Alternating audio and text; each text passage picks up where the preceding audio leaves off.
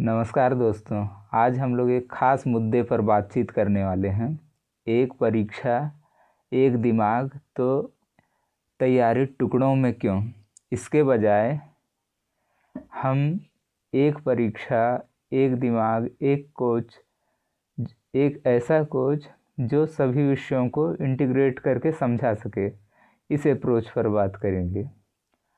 आज इन्फॉर्मेशन का इतना बाढ़ आ गया है, या फिर सोशल मीडिया पे, यूट्यूब पे कंटेंट का इतना भरमार है कि विशेषज्ञ अपने हिसाब से उनकी गहराई का यूनिवर्सिटी लेवल पे तो यूज है, लेकिन जो कॉम्पिटिटिव एग्ज़ाम्स हैं उसमें उतने गहराई का कोई औचित्य बहुत हद तक नहीं रह जाता है।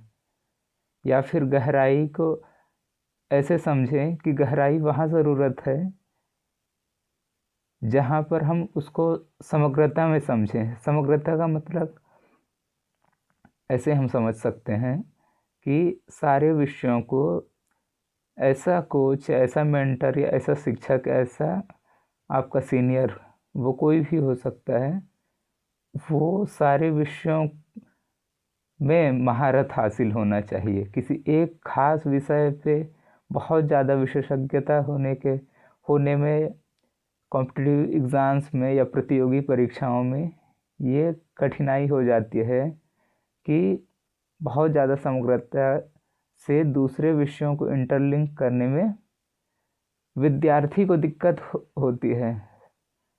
जो कोच है या टीचर है वो तो अपने गहराई एक विषय को पढ़ा देगा, दूसरे टीचर के लिए दूसरे विषय के लिए दूसरा टीचर, तीसरे विषय के लिए और तीसरा टीचर। इस प्रकार से प्रतियोगी परीक्षाओं, विशेष तौर पर हम यूपीएससी और सीजीपीएससी जैसे एग्ज़ाम्स की बात कर लेते हैं।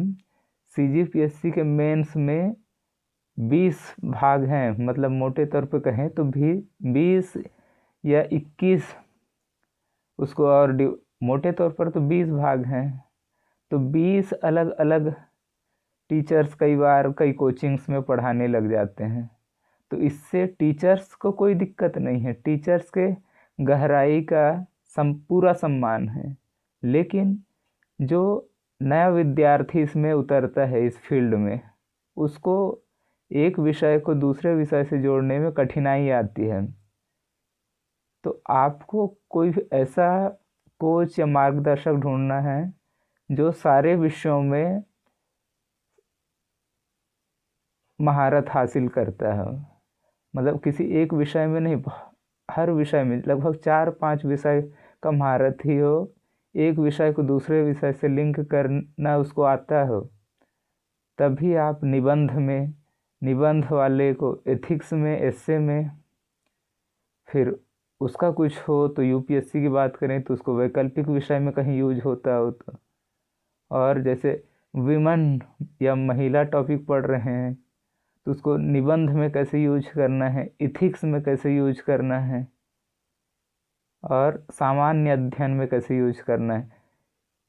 ये नहीं कि आप एस्से के लिए अलग पढ़ रहे हैं, जीएस के लिए अलग पढ़ रहे हैं, और आपका पाठ्यक्रम या ऑप्शनल में आ रहा है तो उसके लिए अलग पढ़ रहे हैं। ऐसा अप्रोच रखेंगे तो दिक्कत होता है उसमें।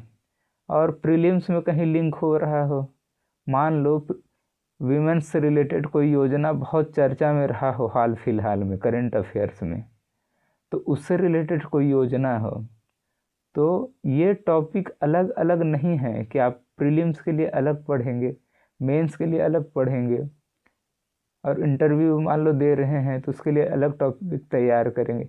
ये एक ही टॉपिक है, वुमेन या महिला या ये समाज से जुड़ा संदर्भ है या विषय है, और इसमें समस्याओं के सुझाव के लिए सरकार कुछ योजनाएं भी तय करेंगी, तो उसको प्रीलिम्स के दृष्टिकोण से तैयार करना है। और कुछ मुद्दे बहुत चर्चित होते हैं, वो इंटरव्यू में पूछ लिए जाते हैं। इस प्रकार से हमने तैयार करना होगा। तो हमारा टॉपिक क्या था? एक विषय, एक परीक्षा, एक दिमाग, तो तैयारी अलग अलग या टुकड़ों में क्यों? इसके बजाय एक परीक्षा, एक दिमाग, एक कोच की रणनीति क्यों ना हो? इसीलिए क्योंकि हमको प्रतियोगी परीक्षाओं में एसएससी हो, बैंकिंग हो, रेलवे हो, यूपीएससी हो, सीजीपीएससी हो, इनमें विशेषज्ञता नहीं, यूनिवर्सिटी एग्ज़ाम्स में विशेषज्ञता की आवश्यकता होती है, जबकि इन कॉम्पिटिटिव एग्ज़ाम्स में हमें समग्रता की जानकारी चाहिए होती है। धन्यवाद।